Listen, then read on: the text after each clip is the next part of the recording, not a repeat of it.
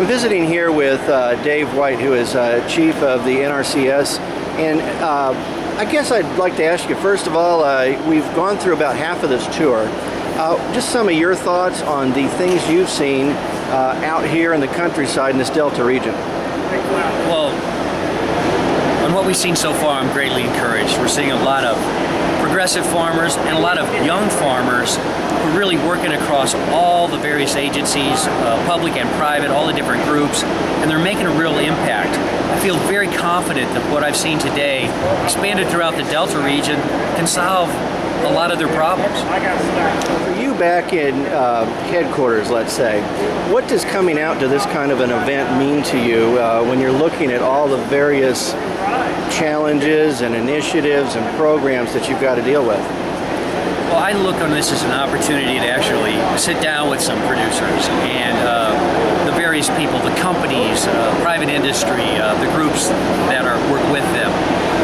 The key thing for me is that we all need to remember that if you look at the lower 48 states, 70% of the land is owned by private individuals. We believe that voluntary, incentive-based programs are the way to go, as opposed to regulation. We don't think you can regulate 70% of the land base of the United States. So really the quality of our environment is going to depend upon the millions of individual decisions those men and women make every single day.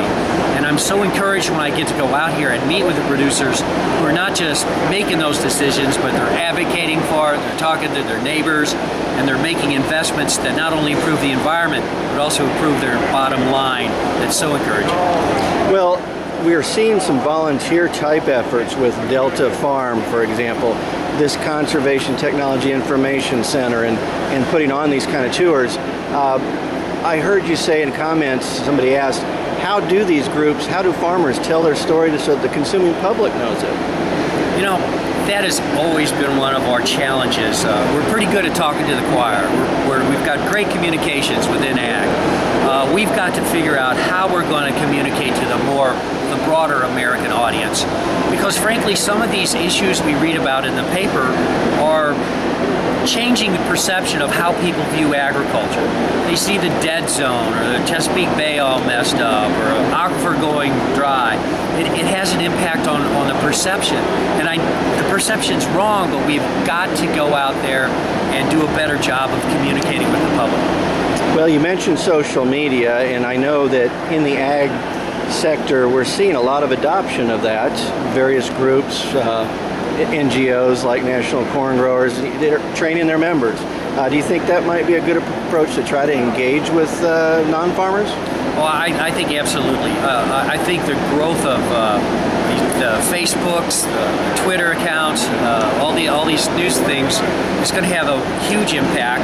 And actually, all of us can participate in that, and all of us can advocate effectively for agriculture through those media. Well, I'll be searching for Dave White on Twitter like right soon, right? No, I'm not going to be Twitter as long as I'm in this job. Okay.